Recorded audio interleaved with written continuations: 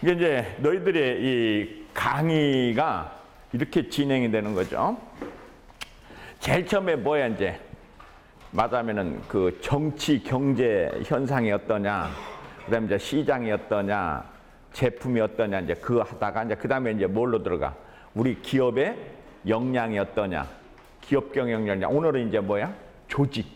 조직의 역량이 어떠냐. 우리 조직이 그 말하면 그래서 이제 너희들이 항상 얘기하지만 뭐야? 위크니스하고 뭐야? 스트렝스, 강점, 약점 분석으로 이제 이렇게 들어가는데 오늘은 이제 조직 역량 분석으로 이렇게 들어가서 조직 역량 분석으로 들어가려고 그래요.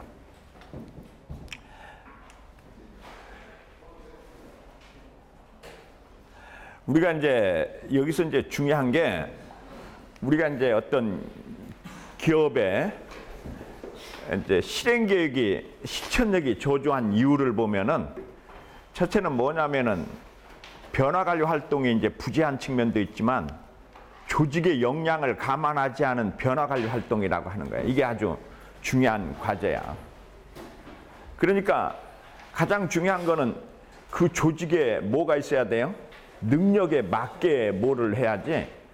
능력을 전혀 감안하지 않고 이제 이걸 해버리면은 이게 이제 안 되는 거지. 그래서 우리가 이제 중요한 거는 조직 역량 분석을 해야 된다는 거예요. 오늘은 이제 그래서 조직의 역량 분석을 하고, 첫째는 이제 조직 형태 분석을 하고, 조직 구조 분석을 하고, 업무 활동 분석을 하고, 조직 역량 분석을 하고, RAEW 분석, 이제 RAEW 분석이라는 걸 해가지고 오늘 이제 조직의 역량 분석을 하려고 해요.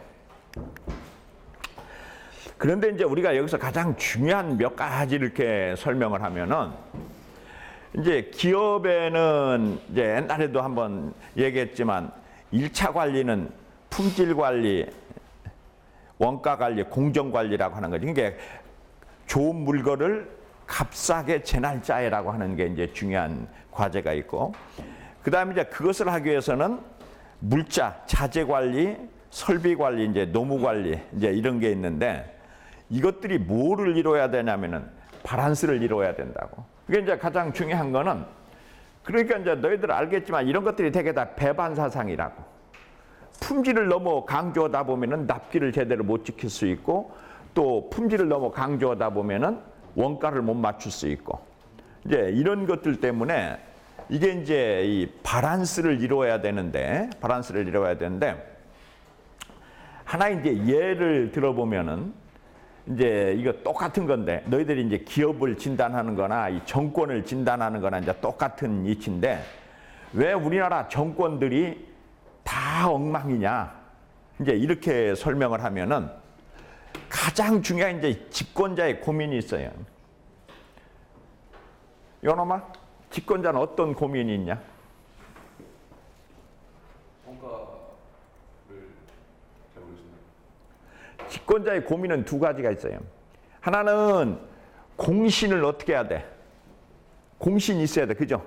자기를 왕으로 만들어준 이 공신들을 대접을 잘해야 되는 측면이 있는데 이것들이 꼭 뭐하냐? 공신들이 뭐를 하냐? 폐악을 저질러요. 항상. 그러니까 이 측근 관리를 잘 해야 되는 이런 이제 측면이 있다고. 그게 이제 여러분들이 이제 11.6 사태네, 1.2 사태.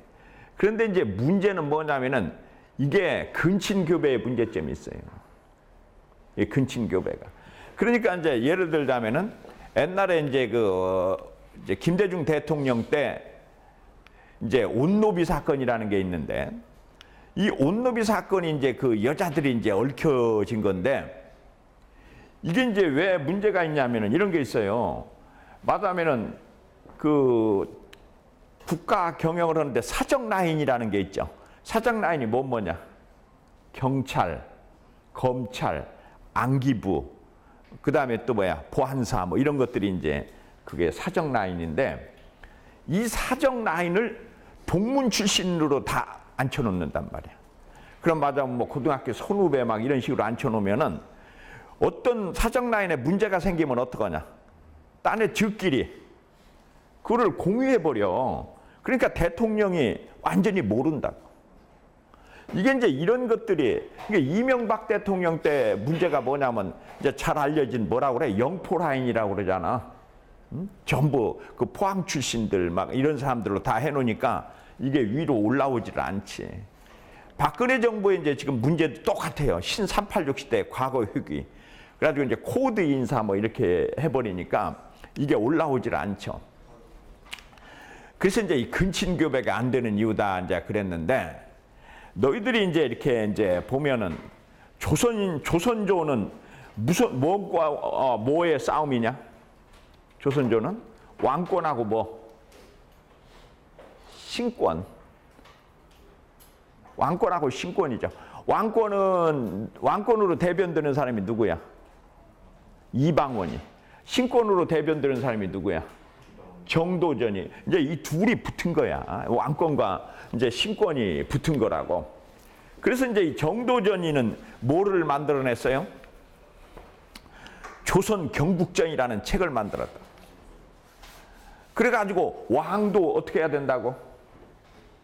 왕도 말하면은 법에 따라서 정치를 해야 됩니다. 이제 이렇게 된 거죠. 여기 이제 잠깐 이렇게 들어보면은 이런 게 있단 말이에요. 조선은 임금이 다스리는 나라가 아닙니다. 이게 정도전이 하는 소리예요. 오라, 조선에서의 임금은 만백성이 어버이 백성 위에 군림할 뿐 백성을 다스리는 것은 집정 대신입니다. 신권이다, 이게 신권. 이게 이제 기가 찬 거지. 그러고 난 다음에 이제 여기서 뭐를 만드냐? 아까 경국전을 만든다고. 중요한 일이었어. 법을 손질하여 고려의 숲속에 젖어 있는 백성들을 교화하는 것이 다시 한 일이 아니겠어. 네 말이 옳다. 그래서 내 너를 부른 것이다. 그것을 가두마 최고의 여건이다. 이것이 무엇입니까? 법위의 법. 조선이란 나라를 운영하는 기본권리와 통치에 필요한 규범을 논하는 것이다. 앞으로 조선의 모든 통치 행위는 이 틀 안에서 이루어지게 될 것이다. 그래서 이 책의 이름은 조선 경국전이라 할 것이다. 조선 경국전. 조선 경국전. 그래서 이제 너희들이 알겠지만 이런 거를 우리가 뭐라고 그래? 법치라고 그래. 법으로 나라를 다스리는 거. 이제 그 다음에 이제 또 뭐가 있어요? 왕이 나라를 다스리는 거. 이게 뭐냐면 이제 신권이란 말이야. 이게 뭐야? 왕권. 그러니까 이제 이런 조직 같으면은 게 예를 들자면은 이제 우리 학교 같으면은 누가 예를 들어서 이사장이 다스리느냐 아니면은 총장이 하느냐, 또는 총장 밑에 누가 말하자면 학장이 이걸 하느냐, 이제 이런 것이 신권과 이제 왕권의 가장 큰 과제인데, 그래서 이제 태종은 어떻게 생각했느냐, 이제 태종을 한번 잘 보자고요. 왕 오빠.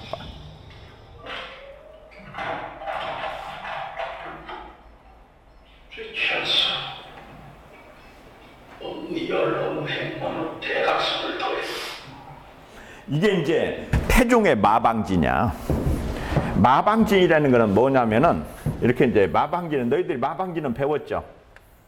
이렇게 해가지고 이렇게 더해도 값이 같고 이렇게 더해도 값이 같고 이렇게 더해도 값이 같고, 그러니까 여기다 2를 집어넣고 나머지는 다 빵을 해놔버리면 이렇게 더해도 1, 이렇게 더해도 1, 이렇게 더해도 1, 이렇게 더해도 1이지. 알겠죠? 이게 이제 이건 무슨 얘기야? 태종의 마방진이라는 건 뭐냐면은 공신을 다 몰살시키는 거야. 다 죽이는 거라고.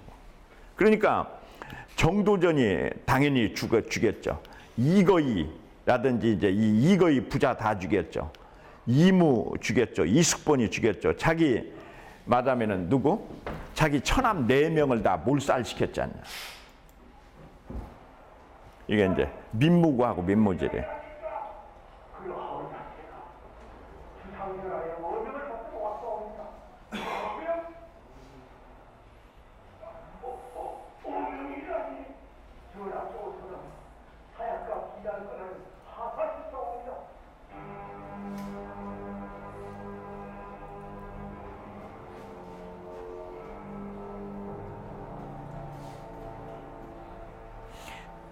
그러니까 자기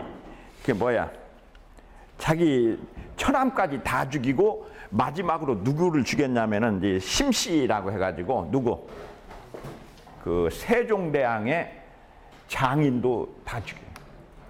왜? 그냥 놔두면 이것들이 뭐를 한다고? 신권을 행사한다 이거예요. 그래서 왕권을 강화하기 위해서는 다 죽여야 된다. 다 죽여버린 거예요.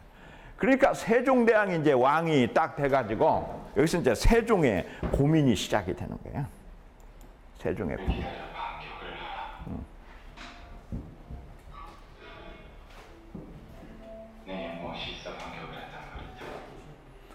그러니까 너희들이 이제 알겠지만 양녕대군은 왕위를 물려받지 않은 이유가 뭐냐면은 가만히 자기 아버지 하는 꼴을 보니까 누가 죽게 생겼어요? 장인이 죽을 것 같단 말이에요. 자기 장인이. 그러니까 장인을 살리려고 왕위를 물려받지 않았어요. 근데 이제 세종은 왕위를 물려받았는데 왕이 물려받자마자 장인 시몬을 다 죽여버렸단 말이에요. 그래가지고는 이제 정치를 하라고 하니까 세종이 이제 난감한 거지. 왜? 아버지 같이 나는 다 죽일 수는 없잖아. 자기 주변을. 그래가지고 이제 여기서 세종의 정치가 시작이 돼요. 세종의 정치가. 내게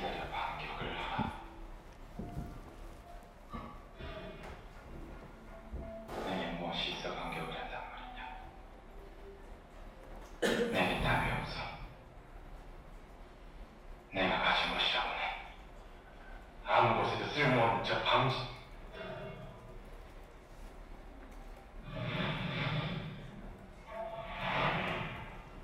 아까 자기 아버지가 했던 일자방진을 이렇게 보면서 이 찬란한 모양이 마치 마방진 같지 않느냐? 진짜가 그래. 내가 왜 그걸 몰랐을까? 그래. 밖에 있느냐?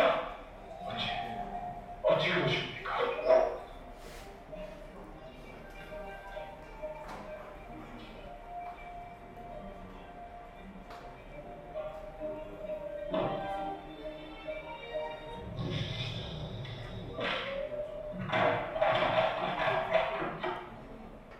최천수, 이 언론 횡포로 대각선을 더해도 이거는 33문진 불가능하오.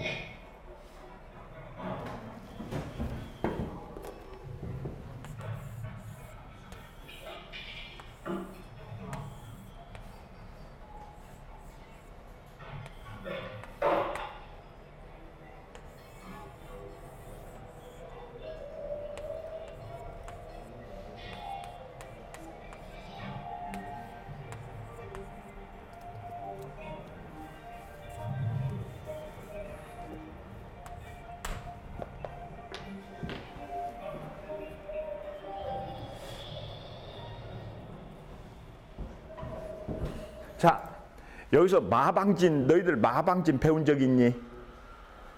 너희놈들이 마방진은 꼭 알고 있어야 되는데 마방진 어떻게 만드냐면은 지금 이제 이렇게 만들지 않니? 그러면 이제 뭐 5개나 10개나 다 똑같아.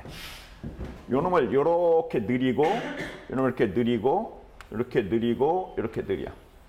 맞죠? 그래가지고 여기서부터 1, 2, 3 이렇게 써. 알겠죠? 그 다음에 여기서 뭐를 써? 4, 5, 6, 7, 8, 9 이렇게 쓴다고. 그 다음에 이 7을 갖다가 1 옮겨. 7. 요 놈은 9, 요 놈은 1, 요 놈은 3. 이렇게 만들면 어떻게 된다고? 이렇게 더하면 얼마냐? 15. 이렇게 더하면 15. 이렇게 더하면 15. 15 이렇게 돼. 알겠죠? 이걸 뭐라고 한다고? 마방진이라고 그래. 알겠지? 마방진. 마방진을 만들 때는 이게 5개 같으면 이렇게 마방진을 만들면 돼요. 이게 이제 5개지? 하나, 둘, 셋, 넷, 이렇게 5개. 이렇게 5개면은 여기를 이렇게 하고 요놈은 이렇게 하고 이렇게 하고 이렇게 하고 이렇게 하고 이렇게 하고 이렇게 하고 이렇게 해서 여기서 1, 2, 3, 4, 5, 6, 7, 8, 9, 10 이런 식으로 써가지고 제일 끝에 걸 이렇게 옮기고 이렇게 옮겨 이렇게 알겠죠? 이렇게 옮기면 된다. 그래서 너희들이 이제 마방진이 뭔지는 알겠니? 마방진은 무슨 뜻? 이렇게 더해도 이렇게 더해도 이렇게 더해도 이렇게 더해도 값이 똑같은 게 마방진이 알겠죠? 마방진. 그래서 마방진으로 만들면은 어느 한 개도 뭐가 없어? 빈틈이 없어요. 연엄아. 옛날에 그저 전쟁에서 진을 만들지 않니? 진은 아니? 왜? 진법을 하잖아. 진법은 어떻게 돼야 되겠냐? 빈틈이 없다라는 게 무슨 말이야? 적이 이쪽으로 쳐들어도 이렇게 돌아도 이렇게 돌아도 뒤로 돌아도 어때야 돼? 병력의 강단이 똑같아야 돼. 그래서 어떻게 하냐면 이제 다시 이걸 보면은 이제 이거를 하면은 이렇게 만든다고 그랬죠. 마방진은 어떻게 만들어? 요 놈은 이제 여기다 9를 갖다 놓고 요 놈을 여기다 1을 갖다 놓고 여기다가 7을 갖다 놓고 여기다 3을 갖다 놓고 이게 이제 마방진이라고. 이게 마방진이야. 그러면 여기서 이제 마방진에서 이제 보라고. 제일 보면 요놈 더한 게 아까 얼마라고 그랬어? 15. 그러니까 적분이 이렇게 쳐들어도 안 되고 이렇게 들어도 안 되고 이렇게 들어도 안 되고 이렇게 들어. 이게 완전히 그 방어력이 똑같게 만드는 거 알겠죠? 이게 마방진이야. 그러니까 이제 너희들이 이렇게 보면은 삼국지 같은 데 보면은 이렇게 산 위에 올라가지 않냐. 이렇게 올라가서 장군이 올라가서 이렇게 적진을 이렇게 딱 보고 아 저희가 제일 약하다. 그러면 그걸로 쳐들어가라고 그러잖아. 그러니까 이쪽 편에서는 어떻게 해야 돼? 하나도 약한 데가 없게 만들어야 되지. 이게 마방진이야. 알았죠? 그러니까 조직이 이제 예를 들어서 품질 아까 뭐라고 그랬어요? 품질, 원가, 납기다 그러면은 어느 것도 하나도 약하면 안 되잖아. 그래서 이렇게 이제 배치하는 거가 이제 기본적이야. 그래서 이제 너희들이 어느 회사 같은 데 가서 보면 어떤 부서가 제일 문제냐? 사장님 아들놈이 있는 부서가 제일 문제야. 사장님 아들이 품질관리 부서에 있으면 품질관리 부서는 강한데 나머지가 약해지지. 뭔 말인지 알겠죠? 좋은 애들은 다 자기 밑에다만 끌어다 놓고 오면은 품질은 좋아지는데 납기를 못 지킨다든지 이런 식으로 간다고. 그래서 이제 이게 마방진이라 그러는데 이게 이제 세종의 너희들이 이제 요새 뭐 강의하고 돌아다니는 놈들이 많아요. 세종대왕의 리더십 이렇게 강의하고 돌아다니는 놈 많은데 그것들이 강의를 제대로 하는 놈이 한 놈도 없어요. 왜 제대로 하는 놈이 한 놈도 없냐면은 결과만 가지고 뭐 세종대왕이 뭐를 했어? 뭐 애민정신에 의해서 뭐 책을 마다 한글을 뭐 편찬했다든지 뭐 이런 것들이 있는데 세종대왕이 그럴 수 있었던 배경은 뭐라고? 마방진 경영을 한 거야. 거기서 너희들이 알겠지만 이제 거기 마방진 경영의 대표적인 사람이 누구냐? 황희정승 아니야. 황희정승은 어떤 사람이냐 하면은 세종대왕을 세자로 만드는 거에서 반대한 사람이야. 원래 양녕대군은 이제 세자를 패하고 이렇게 충녕대군을 세자로 만들 때 반대해가지고 귀양한 사람이라고. 그런데 세종은 딱 자기가 왕위에 오르자마자 황희를 불러다가 뭘 앉혀? 영의정으로 앉혀버린 거 알겠죠? 자기의 그 가장 강한 정적을 왕위에 앉힌 거야. 그러고 난 다음에 이제 뭐를 했느냐 하면 여기서 이제 재밌는 게 황희는 경기도 사람이야. 그리고는 이제 이 사람이 유교의 그거란 말이야. 그러니까 이 황희를 견제할 사람으로 경상도의 변계량이라는 사람은 불교를 믿는 사람이고 허조라고 하는 사람은 법가야. 법가. 그래서 이 두 사람을 갖다가 황희를 견제를 시키고 황희를 너무 견제시키면 안 되니까 윤회라고 하는 그 여러분들이 이제 아는 그 윤회라는 사람을 유가를 갖다가 호남 사람을 갖다 놓고 도교의 맹사성이 이런 식으로 해가지고 이렇게 보면은 불교도 있고 유교도 있고 도교도 있고 말하면 법가도 있고 그 다음에 호남도 있고 경기도 있고 영남도 있고 이런 식으로 전부 뭐를 했어요? 마방진 경영을 한 거예요. 그러니까 근데 쉽게 설명을 하면 경찰청장하고 말하면은 검찰총장하고 말하면 안기부장하고 보안부장이 다 어때요? 동네가 다른 애들이야. 그러면은 이놈들이 단합이 되냐 안 되냐? 안 되지. 이게 뭔 일이 있으면은 경찰청장이 와서 보고하면은 검찰청장이 또 뭐 하고 이런 식으로. 그래갖고 자기네들끼리 뭐를 하게 만들어요? 쌈바가지를 하도록 이렇게 만들어. 이게 이제 바로 이게 이제 마방진 경영이야. 그래서 어느 하나도 뭐가 없도록 말하면 그 치우침이 없도록 하는 거. 그게 지금 박근혜 대통령이 왜 불통이라고 하느냐 하면은 박근혜 대통령을 제외한 19명, 이게 말하면 정치 랭킹 19명이 전부 다 PK야. 그러니까 저들끼리 짜고 하면은 박 대통령한테 보고가 하나도 안 넘어가지. 뭐만 알겠죠? 그래서 이제 여기서 이제 마방진 경영인데 여기서 이제 재밌는 걸 몇 가지만 여러분들이 이제 보시면은 이거 이제 한번 보자고요. 그러니까 세종이 이제 어떻게 하느냐? 세종이 너희들 아는 장영실이라고 알지? 장영실이 뭐 한 사람이냐? 그 사람이 뭐야? 신분이 천인 출신이잖아. 종이잖아. 그러니까 이걸 갖다가 이제 이렇게 쫙 한번 보자고. 어떻게 하는지. 천인을 갖다가 당상관으로 한다니까.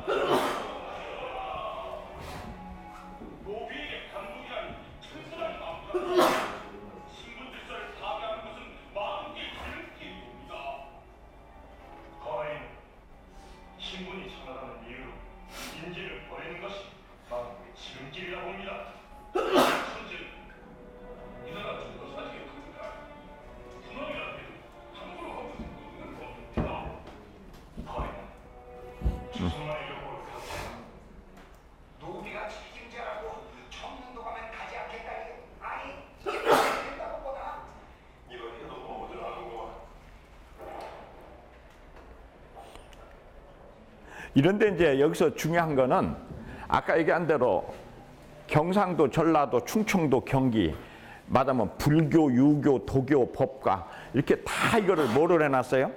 바란스를 이루니까 지들끼리 이렇게 막아가지고 세종대왕한테 불통이 안 튀긴 거야. 그러니까 이제 너희들 알겠지만 세종대왕이 뭘 했어?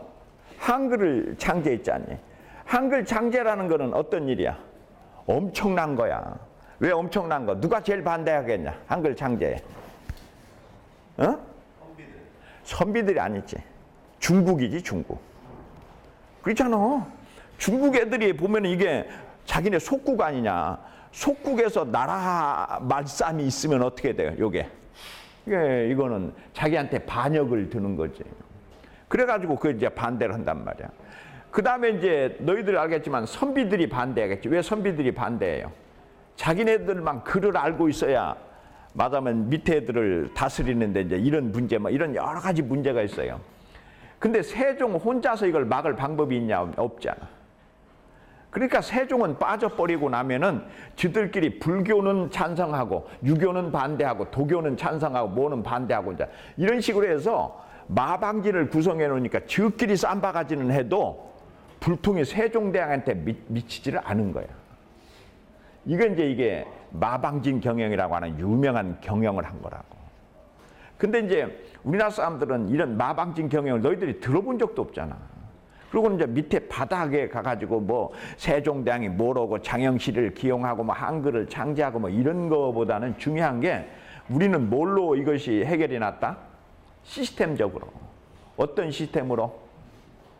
마방진 경영 시스템이 세종으로 하여금 자유스럽게 창의적인 거를 할 수 있게 만들었다. 이걸 여러분들이 꼭 기억하고 어떤 회사든지 가면은 저 조직이 어떻게 돼 있으면 그 회사는 망한다. 편파적으로 돼 있으면 망해요. 그러니까 어느 조직 같은 데 가보면은 마담은 전부 이사들이 연세대 출신만 있어요. 그게 가장 대표적인 회사가 옛날에 어디야? 대우. 대우에 김우중이가 연세대를 나왔잖아. 그리고는 고등학교는 경기고등학교를 나왔어. 그러니까 거기서 연세대를 나왔거나 경기고등학교를 나왔으면 진골. 경기고등학교에 나와서 연세대 나온 놈은 성골이야. 나머지 놈들은 출세를 못해. 그러면은 그 회사가 굉장히 어려워지지 알겠죠. 그러니까 어느 회사가 뭐를 안 하면 탕평책을 쓰지 않는 회사다. 그러면 이거는 망하기 십상이지. 망하기 십상이지. 그래서 이제 너희들이 조직 역량이라고 하는 거는 여러 가지 이제 의미도 있지만 조직이 견제 기능이 작동을 하느냐 안 하느냐 서로. 그걸 영어로는 뭐라고 그런다고? 자자 끝에 이놈아. 견제 기능을 영어로 뭐라고 그러냐? 응? 체크 앤 바란스라고 그러잖아. 체크 앤 뭐? 바란스. 바란스. 예를 들자면은 우리나라에 이제 지금 문제가 되는 것들 중에 하나가 경찰은 어느 대 출신이 다 잡고 있냐? 경찰대학 애들이 다 잡고 있잖아. 경찰대학 애들이 다 잡고 있다. 그 다음에 검찰은 서울법대 애들이 장악하고 있고, 예를 들어서 보안사는 뭐 육사 출신들이 다 장악하고 있고, 뭐 이런 식으로 이렇게 돼 있단 말이야. 그래도 여러 개가 있으면은 요것들이 서로 견제를 한다고. 이게 견제를 해요. 이게 견제를 해가지고 이게 유지가 돼. 이게 이제 조직 같은 것들이. 이게 이제 너희들이 회사 같은 데 가보면은 이 중소기업 사장들이 이제 왜 어려움을 겪느냐. 중소기업에 종업원을 구할 수가 없어. 그러니까 이제 공장장이 시골 내려간다면 뭐라고 하느냐. 어이, 김 공장장. 예. 너 동네 가가지고 이번에 추석 때 내려가서 좀 과일이나 이런 걸 좀 넉넉히 사가지고 가서 너 동네 그 이제 옛날에 안 낼래기야. 그 여자애들 좀 이렇게 데려와라. 이렇게 데려오다 보니까 공장의 직공의 80%가 공장장이나 고향 애들이야. 그러면 누구의 영향력이 증대하냐? 공장장의 영향력이 증대해. 그러니까 공장장을 자를 수가 없어. 왜? 얘 나가면 그 여직공들이 80%가 다 나가버리니까 어떻게 할 수가 없어요. 그러면 이제 그때부터 공장장이 뭐 하기 시작해? 횡포를 부리기 시작해요. 네, 맞으면 이제 이런 게, 그래서 항상 뭐를 하는데 중시해야 된다고? 바란스. 여기서 이제 아까 바란스 맞추는 걸 뭐라고 한다고 그랬어? 마방진 경영이라 그래. 그래서 우리가 이제 조직 역량하고 개인 역량이 어떻게 다르냐 이렇게 얘기를 하면은, 조직 역량이라고 하는 거는 그 경영 관리 하나의 조직으로서 이제 조직으로서 갖고 있는 역량이고, 개인 역량은 개별적인 거야. 그러니까 너희들이 보면은 우리나라가 축구 같은 거 이렇게 하다 보면은 그 개인 역량은 어느 나라가 굉장히 세냐? 남미 축구 애들 그 선수들이 굉장히 개인 역량이 있잖아. 그런데 축구를 이렇게 딱 붙어보면 우리나라가 가끔 남미 애들을 이기는 게, 우리는 뭐를 가지고 있어? 조직 역량을 가지고 있는지. 이게 맞으면 조직적으로 한다 우리가 이렇게 얘기하잖아. 그래서 이제 개인 역량하고 조직 역량은 좀 다르지. 그런데 이제 우리가 이게 이제 그래서 조직 성과에 직접적인 임팩트가 있는 거, 개인 성과에 직접적인 임팩트가 이제 이렇게 얘기를 하는데, 우리가 이제 그 헤이그 그룹의 조직 효과성 모델 하면은 여기서 이제 그 구성원의 역량이 이제 전략을 통해서 조직 구조로 가가지고 이제 성과를 나타내는 요 구조가 있고, 리더십을 통해서 조직 문화로 해서 이 성과를 나타내는 구조가 있다고. 요렇게 나타내는 걸 우리가 조직, 아까 얘기를 뭐라고 했어? 조직 역량이라고 그래. 조직 구조를 통해서 나타내는 거는. 근데 이제 여기서 아주 중요한 게 너희들한테 내가 옛날에 그 업의 개념이라는 얘기 한 적이 있냐? 요놈아, 잘지 말고 업의 개념이 뭐라고 그랬어? 직장 뭐 반대말. 에? 직장의 반대말. 왜 또 직장의 반대말이야? 업의 개념은 뭐라고 그랬어요? 산업마다 가지고 있는 뭐가 있어요? 특성이 다르다 이렇게 얘기했잖아. 그러니까 예를 들자면은 자동차 산업은 업의 속성이 뭐야? 자, 다시 설명을 하면은 전자 산업은 일종의 노름으로 비유하면은 고스톱에 해당돼요. 빨리 먼저 먹는 놈이 먹는 거야. 그런데 자동차는 그게 미나토라고 너희들 아냐? 왜 그 600 뭐 이렇게 치는 거 있잖아. 이제 맞으면 먼저 스톱 하는 게 아니라 그냥 이렇게 끝까지 가는 거. 이제 그런 거에 해당돼. 그래서 전자 산업은 어디가 똘똘해야 돼? 어느 어디에 조직 역량이 세야 돼? R&D 쪽. 그런데 자동차 쪽은 생산부. 생산하는 사람들이. 그러니까 자동차는 얼마나 값싸게 생산하느냐가 더 중요한 요소고 전자 쪽은 얼마나 기술이 좋으냐가 그 역량을 결정하는 요소라고. 뭔 말인지 알겠죠? 그래서 이제 이런 걸 우리가 뭐라고 한다고? 업의 개념이다. 이렇게 얘기한다. 그래서 업의 개념. 그러니까 이제 쉽게 설명을 하면은 내가 이제 이렇게 교수를 쭉 해보니까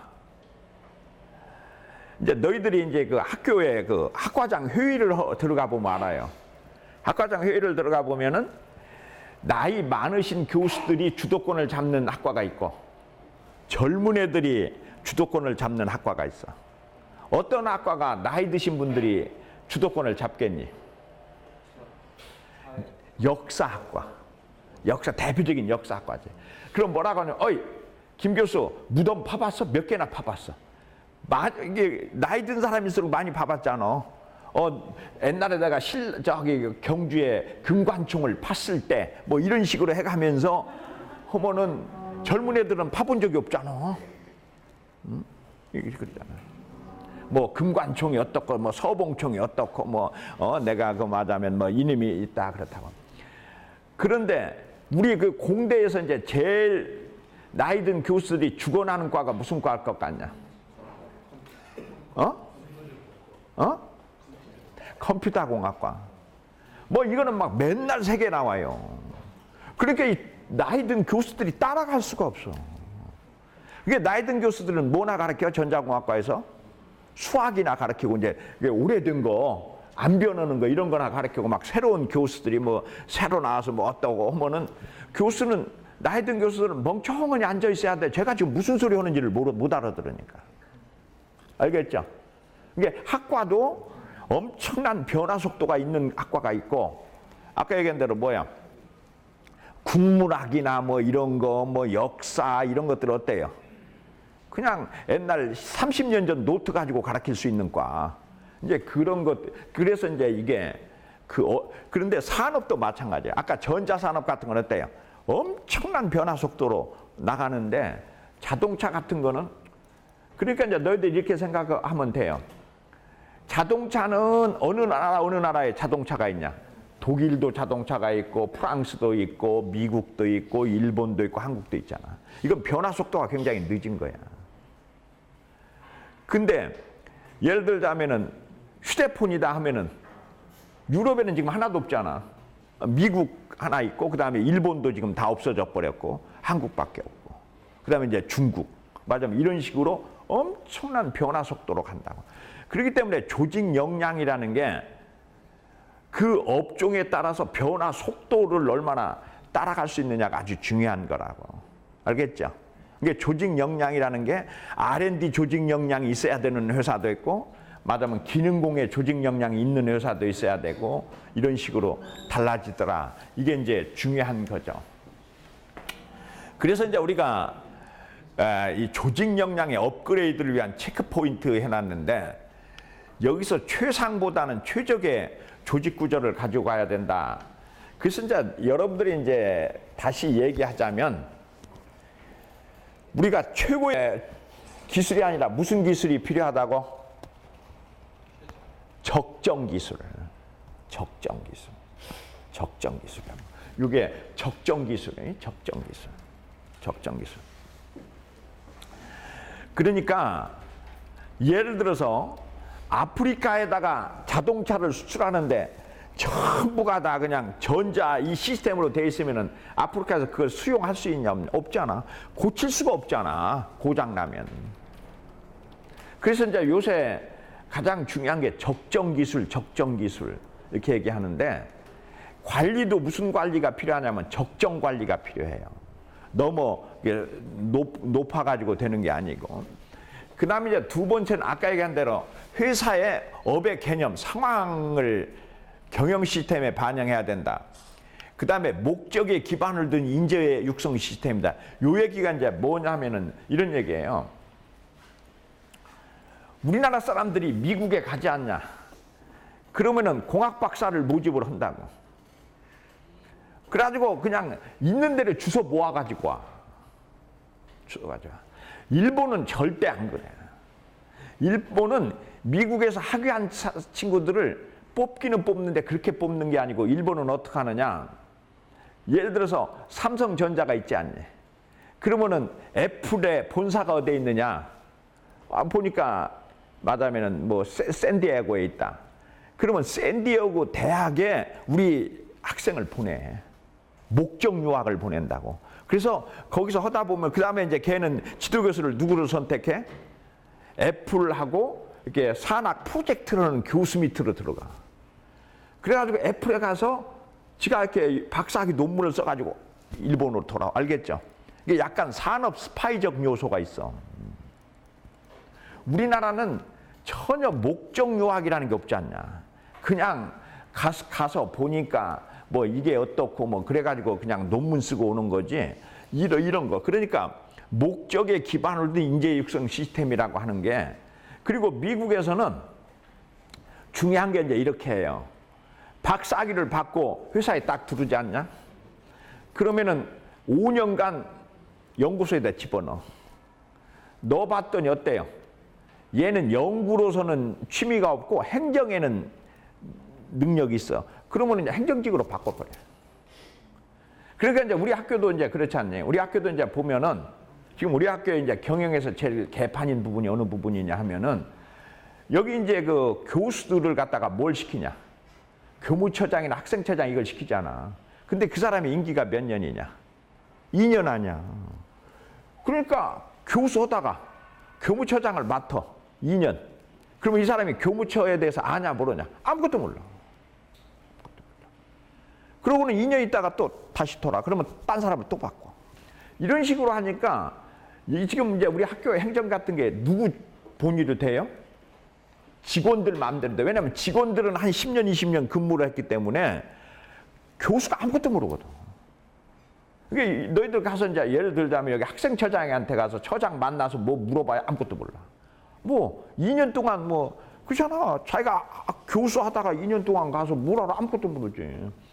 그러니까 이제 어떻게 해야 되느냐. 이제 좀 더 잘하려면 교수를 갖다가 뽑아서 뭐를 시켜봐. 여기 이제 공대에 교학부장을 시켜봐. 그랬더니 이 사람이 연구보다는 뭐를 더 잘해? 이 보직을 잘한다. 그러면 이 사람은 뭐를 면제해 줘야 돼? 논문 쓰는 거 이런 거 면제해 주고 뭐 학생 수업 뭐 조금만 하게 하고는 뭘로?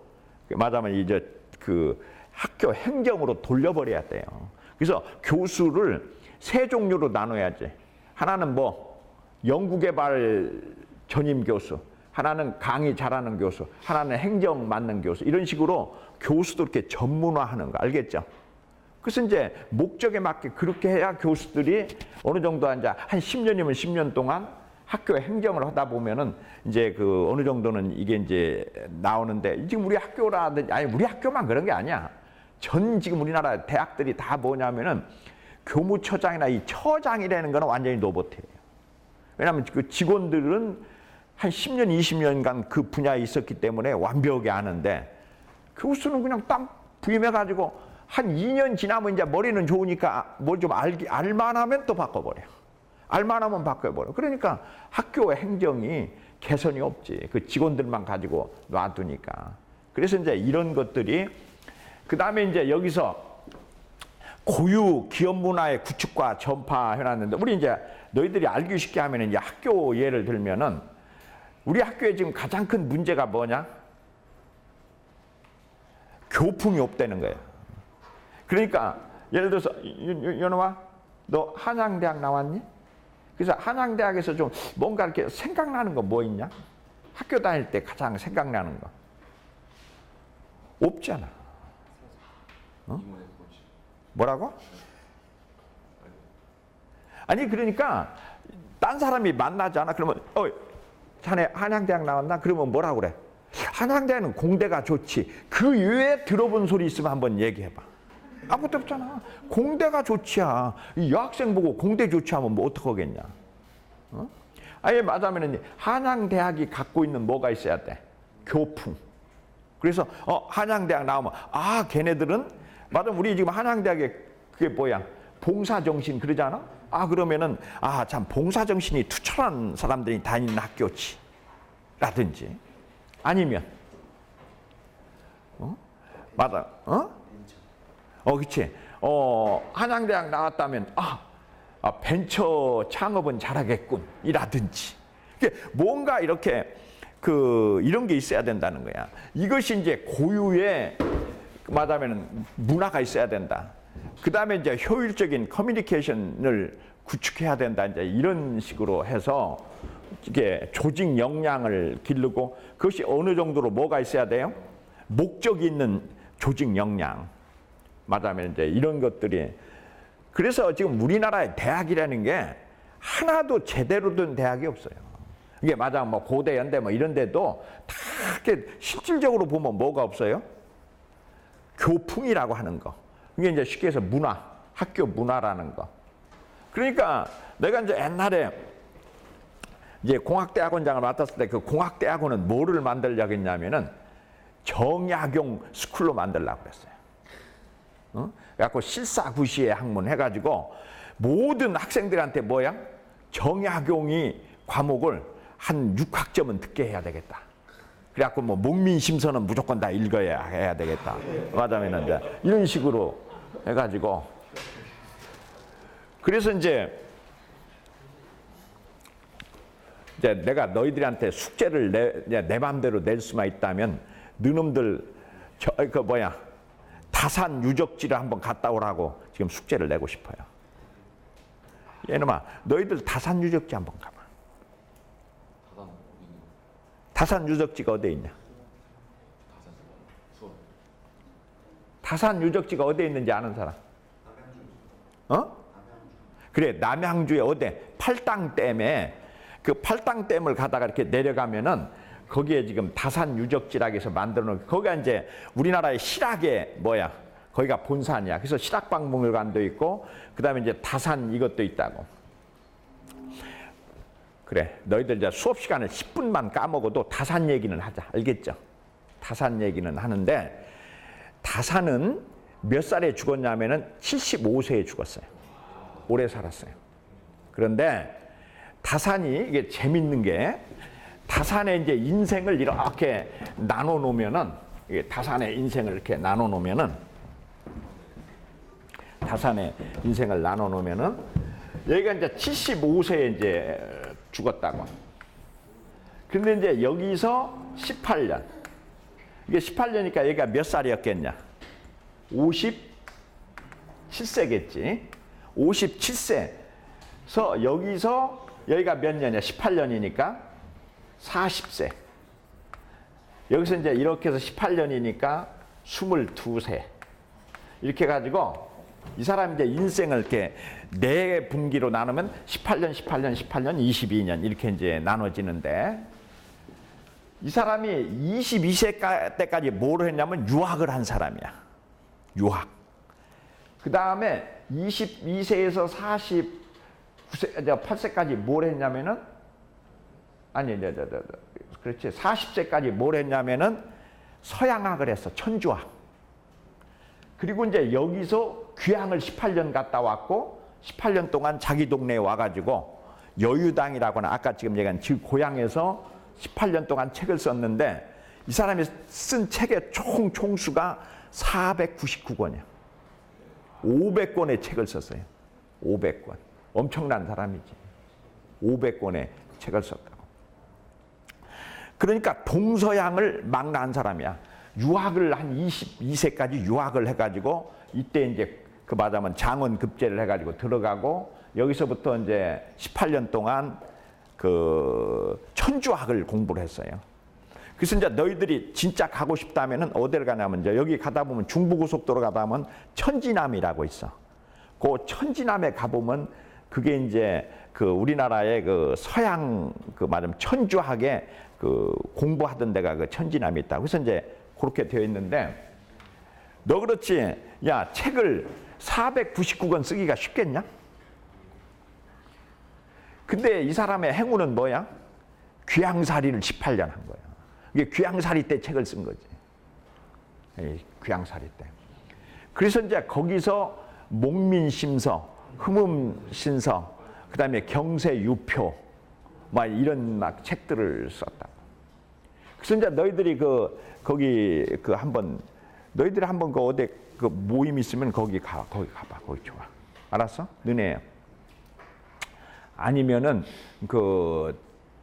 거기 가면은 그 다음에 이제 실학박물관에 가보면은 제일 우리를 기분 이제 좋게 하는 게 뭐냐, 나쁘게 하는 거 그 좋은 게 있는데 조선 시대의 금서 목록이 있어.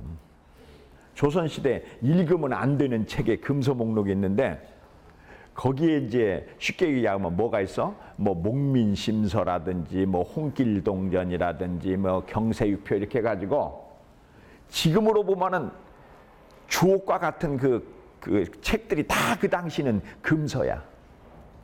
금서. 이게 세상이라는 게 너무 재밌지 않냐?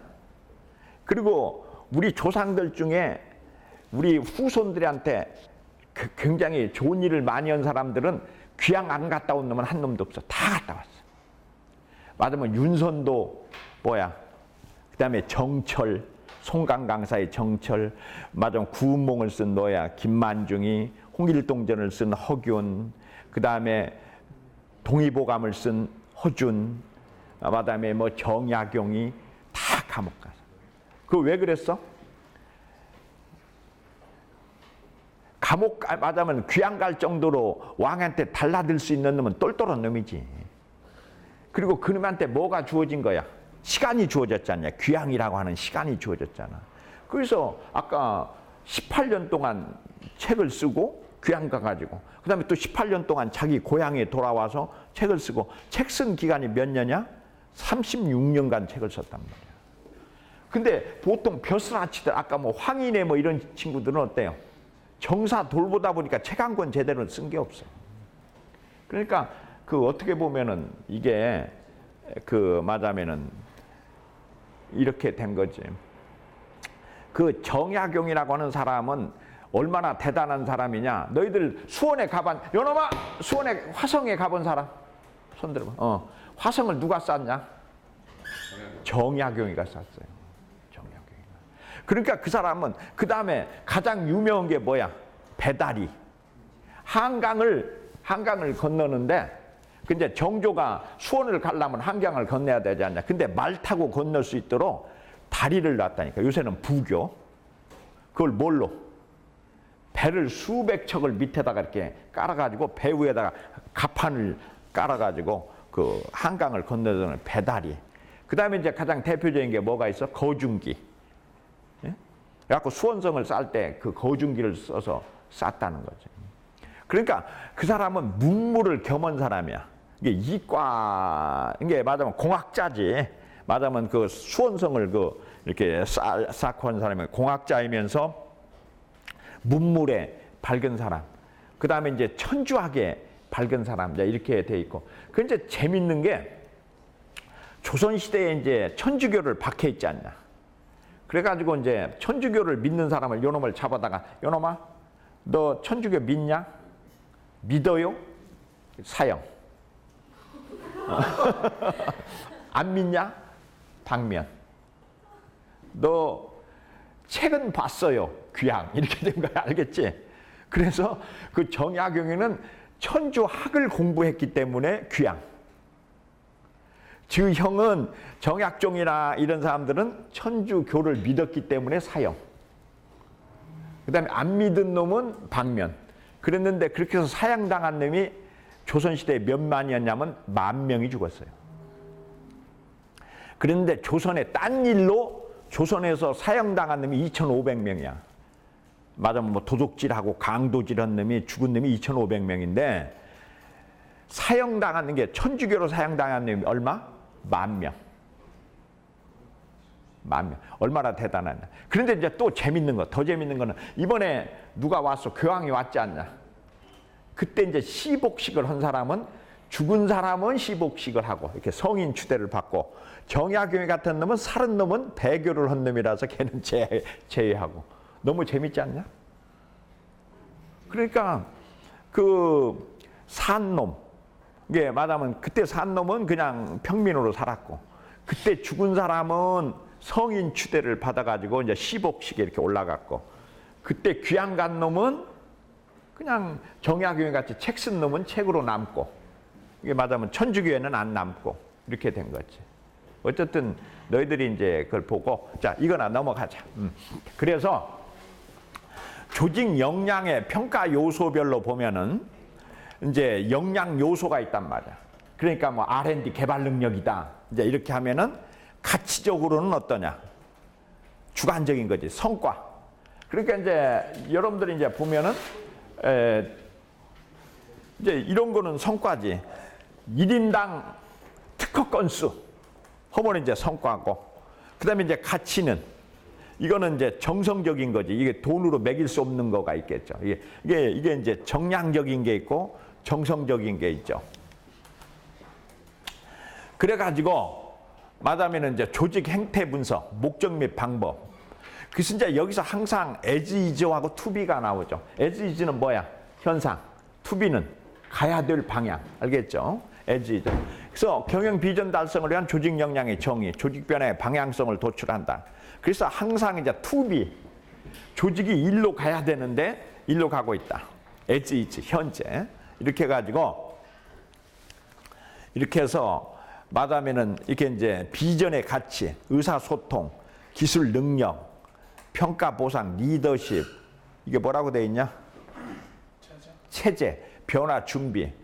그래서 이제 부장은 어떻고, 차장은 어떻고, 과장은 어떻고, 대리는 어떻고 이제 이렇게 말하면 5점 만점으로 이렇게 점수 줘가지고 말하면 조직 형태 분석을 한다고요. 그래가지고 이제 as is 조직에 as is라는 건 현재라고 그랬어요. 현재 조직의 구조적 한계를 파악하고 그다음에 이제 기존의 조직들을 활용한다든지 막 이런 식으로 해가지고 그다음에 이제 조직 구조 다면 분석. 그러니까 개인 고객, 기업 고객, 개인들 그러니까 이제 다면 분석으로 이것들이 왜 다 잠만 자? 말하면은 고객한테 물어보고 기업 고객한테 물어보고 이제 이런 식으로 다면적으로 이렇게 이제 종업원들한테 물어보고 해가지고 이제 이런 것들을 하죠. 그래서 이제 업무 활동 분석. 그러니까 그 너희들이 이제 내가 옛날에 그 보여줬는지 모르겠는데 이제 이 중국에서 제일 지금 잘 나가는 회사 중에 하나가 하이얼이라고 하는 회사가 있다는 얘기 했냐? 하이얼. 우리나라에도 이제 우리나라로 말하면 삼성전자하고 비슷한 회사가 이제 하이얼이야. 하이얼이라는 게 이제 그 바다 소년이라는 뜻이야. 바다 해자에서 하이. 얼이라는 게 이제 그 어린애다에서 하이얼 이렇게 하는 회사인데 그 회사는 그 말하면은 그 회사의 영업과장이나 또는 인사과장의 평점을 누가 매기냐면은 그 회사의 그 제조부서 사람들이 매겨요. 이게 제조부서가 말하면은 그 생산 활동을 하는데 쟤네들이 얼마나 협조적이었느냐 아니었느냐 이제 이런 식으로 매긴다든지 이제 이런 것들이 말하면 업무 활동 분석에 들어가겠죠. 그래서 이제 업무 활동별로 분석을 하고 그다음에 이제 여기 보면은 그 업무 활동 분석, 사례 분석 뭐 여기 그 여러분들 교재에 이제 175페이지에 이렇게 사례가 있으니까 이제 보기 바라고. 그다음에 이제 조직 역량 분석은 177페이지에 그래가지고 이제 이 회사의 기업, 기술, 도구, 개요, 신구, 직원, 채권 뭐 이렇게 해가지고 하나하나 인력 자원 관리 프로세스별로 말하면 이건 말하자면 보유 여부 내부에 있냐 외부에 있느냐 이렇게 해서 이제 여러분들 교재 177페이지에 찾아보면 되는 거고요. 그다음에 이제 조직 역량 분석, 은행의 사례. 그러면 이제 고액 예금자들을 위한 전문 특화 서비스 강화 전략을 수립할 자산관리 서비스. 요새 이제 이걸 뭐야? 뭐 VIP라든지 뭐 이런 그 PB실 같은 걸 운영하는 것들이 어떻게 운영되고 있느냐.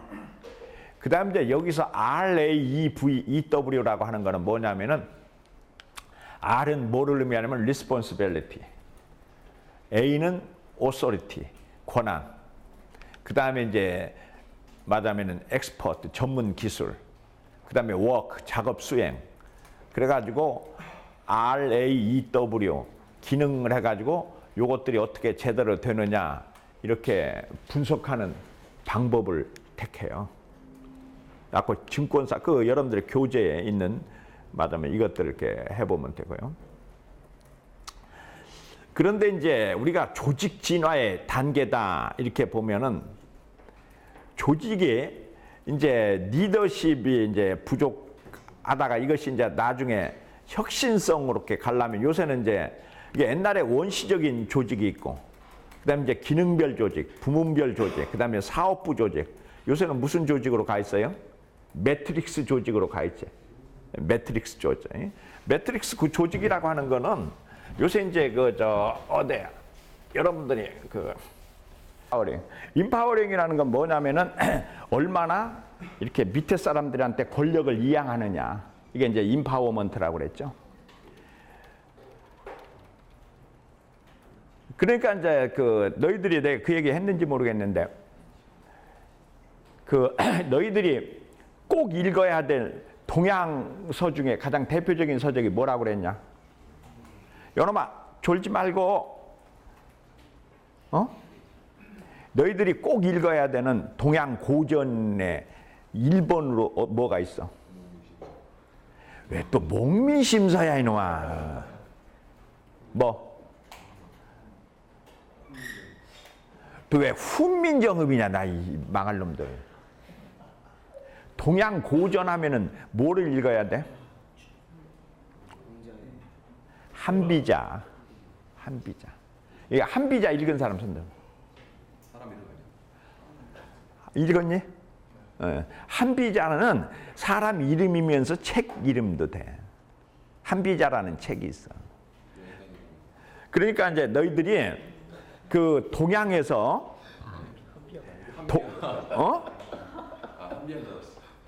뭐라고? 한비자.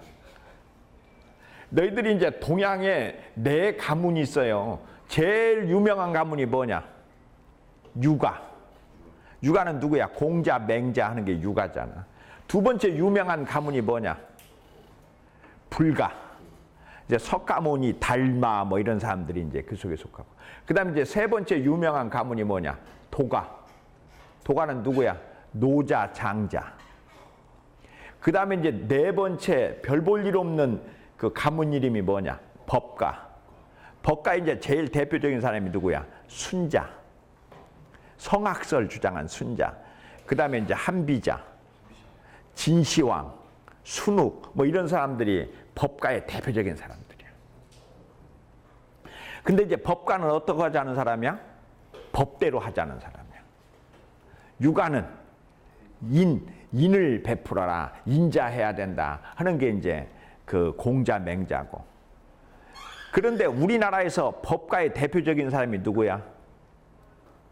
정도전이. 경국전으로 해야 된다. 알겠죠? 법대로 해야 된다. 그 다음에 유가의 대표적인 놈이 누구야? 정몽주. 말하자면 이 몸이 죽고 죽어 뭐 백골이 진토되어 하더라도 말하자면 임을 향한 뭐 이런 식으로 왕에 대한 충성을 강조하는 놈이 유가. 그 다음에 왕도 법을 안 지키는 놈은 쓸어야 된다는 게 법가. 그러니까 항상 법가는 어느 때 왕성하겠니? 왕조 초기에. 이게 정권 엎을 때 법가가 나타난 다음에 그 법가놈들은 얼마 있다 보면 다 죽임을 당해. 정도전이 같이. 왜냐하면 내가 왕이 되고 보니까 어때요? 왕을 엎어야 된다는 놈이 필요하겠냐? 다 죽이지. 그래서 이제 법가라고 하는 거는 이제 대표적인데 그 중에 대표적인 놈이 누구라고? 한비자. 한비자. 한비자. 한비자를 뭐라고 우리가 부르냐면은 동양의 아담 스미스다 이렇게 얘기해요. 보이자 조선. 아담 스미스다. 동양의 아담 스미스다. 그러니까 한비자. 한비자에 이제 가장 유명한 게 뭐가 있냐면은 이제 한 서너 가지만 얘기하면 한비자는 첫째, 가장 미련한 관리자는 자기 혼자 모든 일을 하려고 한다. 보통의 관리자는 어떻게 하느냐? 밑에 사람의 손을 빌린다. 가장 훌륭한 관리자는 밑에 사람의 뭐를 빌린다? 머리를 빌린다. 그게 이제 한비자가 한 그 관리자에 대한 논의야. 그 다음에 이제 두 번째, 한비자의 이제 재밌는 얘기 중에 하나가 뭐가 있냐면은 이런 게 있어요. 어느 날 임금이 저기 이제 이렇게 추운 날이니까 바깥에서 이렇게 있다가 꼬폭꼬폭 조는 거야. 근데 보니까 추워 보여. 그래서 자기 옷을 벗어서 임금을 이렇게 덮어줘서 추우니까. 그래서 이제 그러다가 이제 임금이 깼어요. 그때 이제 논의가 붙은 거야. 어떤 논의가 붙었느냐? 그 왕의 옷을 관장하는 이게 있을 거 아니야. 그놈은 뭐 했느냐? 얘는 모자를 관장하는 놈이야. 근데 옷을 관장하는 놈이 옷을 입혀줬어야지 왜 모자를 관장하는 놈이 옷을 입혀줬느냐 이제 문제가 돼가지고, 자, 답은 뭐냐? 첫 번째, 옷을 관장하는 놈은 처벌해야 된다. 그러나 모자를 관장한 놈은 상을 줘야 된다. 옷을 입혀줬으니까. 두 번째, 두 놈 다 처벌해야 된다. 세 번째, 두 놈 다 표창을 줘야 된다. 답은 뭘 것 같냐? 두 놈 다 처벌해야 된다는 게 한비자의 주장이야. 한 놈은 직무유기, 한 놈은 월권이지. 지가 모자나 관장하면 되지 왜 옷을 갖다가 말하자면 임금한테 입혔느냐. 그런데 이제 너희들이 그 아주 중요한 거야. 우리나라에서 이렇게 보면은 직무유기보다 더 무서운 게 뭐냐? 월권 아니냐. 청와대 그 비서들의 월권 아니냐. 그것을 그대로 지적한 거야, 한비자가. 그래서 뭘 어떻게 해야 된다고? 법대로 해야 된다. 알겠죠? 법은 어떻게 오게 돼 있어? 모자 관장하는 놈은 임금의 모자만 관장하면 되지 옷에 대해서는 간섭하면 안 된다는 거예요. 알겠죠? 그 다음에 옷을 관장하는 놈은 옷만 해야 된다. 그게 한비자가 가장 중요한 그 법치의 샘플이야. 법치. 말하자면 육아 같으면 어때야 돼? 인치 같으면 어때야 돼? 일이 다 잘 된 거 아니야. 어쨌든 한 놈이 옷을 입혀줘가지고 그러니까 둘을 다 표창해야 된다라는 게 아마 인치의 대표적일 텐데 법관은 그게 그래서 인파워링이라고 하는 거.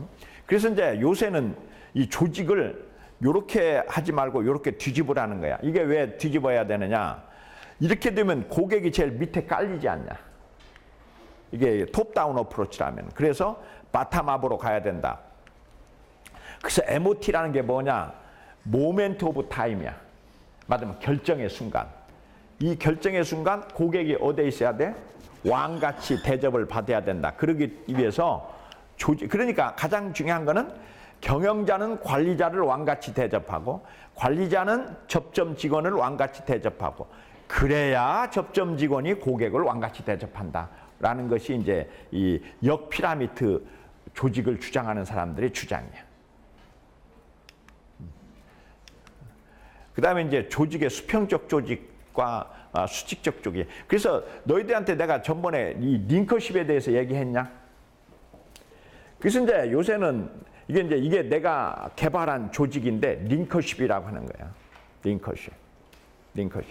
링커십은 뭐냐면은 여기서 나경원이하고 박원순이하고 서울시장 나왔을 때 왜 나경원이가 떨어졌느냐? 나경원이는 링커십을 이렇게 그려보면은 굉장히 빈약해요. 그런데 박원순이는 굉장히 이게 빡빡해요. 박원순이 밑에 누가 있어? 여기 이회수.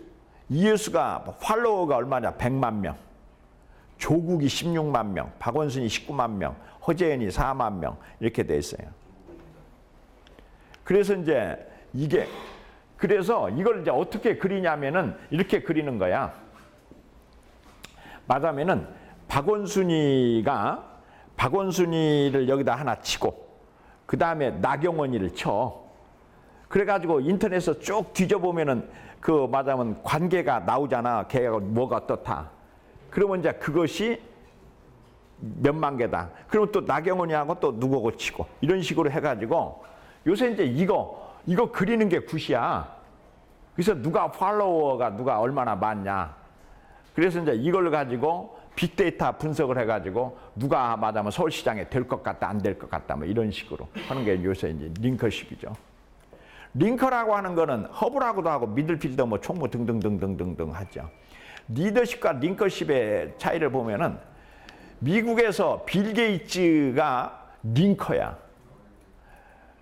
스티브 잡스는 리더고 스티브 잡스는 인간성이 나빠가지고 별로 사람들이 없어요.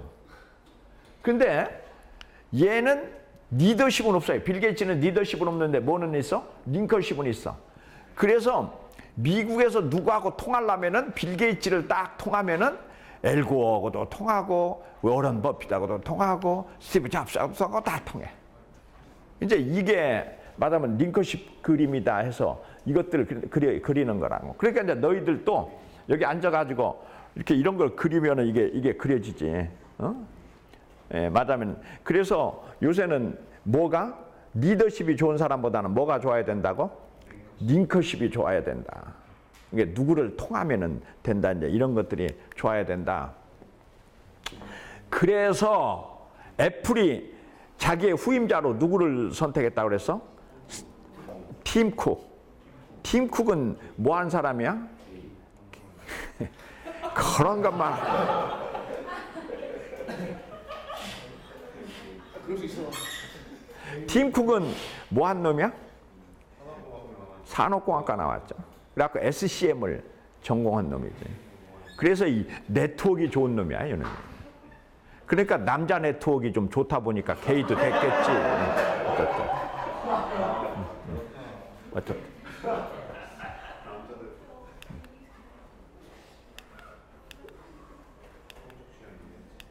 예. 그 다음에 너희들 아메바 조직은 얘기한 적 있냐? 이제 이게 누가 했다고 그랬어? 갔죠. 교세라, 갔죠. 매트릭스 조직, 학습형 조직, 프로세스 조직. 이제 이 사람 이나모리 갔죠. 일본에 이제 3대 경영의 신이라고 그래. 첫째 신이 누구라고 그랬어? 마스시다 고노스케. 두 번째가 혼다. 그 다음에 이나모리 갔죠. 요 세 사람이 일본의 경영의 신하죠. 근데 이 친구가 이 가쪼라는 사람이 이제 별 볼 일 없었는데 아까 이제 못 만드는 회사? 세라미칼 이제 이 교세라라고 하는 회사에 이제 회장을 하면서 별 볼 일 없었는데 이 사람이 뭘 잘해가지고 그냥 확 튄 거야. 일본의 일본의 이제 항공회사 잘이 망하게 돼가지고 이 사람을 모셔다가 했는데 그냥 3년 만에 그냥 이거를 갖다가 완전히 일본 항공 주가를 그냥 완전히 떨어뜨렸는데 이거를 갖다가 2008년에 2009년에 맡았나? 맡아가지고 2년 만에 말하면 1조 8천억 원 말하면 흑자를 내게 해버렸어요. 그래가지고 말하면 항공사를 갖다가 그러니까 이 사람이 32년생이니까 지금 나이가 몇 살쯤 됐냐? 82세인가 돼요. 그래갖고 이 사람한테 78세인가 됐을 때 맞으면은 일본 항공회사를 좀 맡아달라. 일본 항공회사가 완전히 뱅크럽이 됐으니까. 그랬는데 그걸 갖다가 3년 만에 그냥 1조가 넘는 흑자로 확 돌려놔 버렸어요. 그래서 이제 그래가지고 아까 얘기한 데 아메바 경영이 맞으면 전 세계 매스컴을 탄 거지. 아메바 경영이라는 건 뭐 하는 거라고 그랬어요? 하나하나가 뭐야? 회사.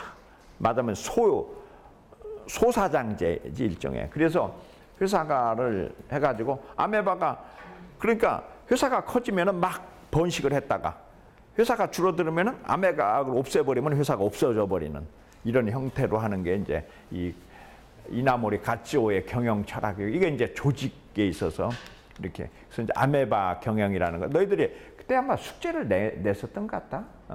요거에 대해서. 그래서 아메바 경영의 핵심 특징.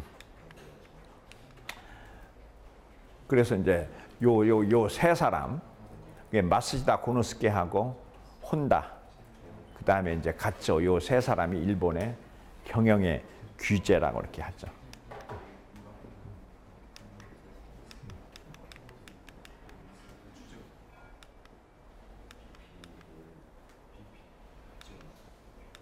아메바조죠.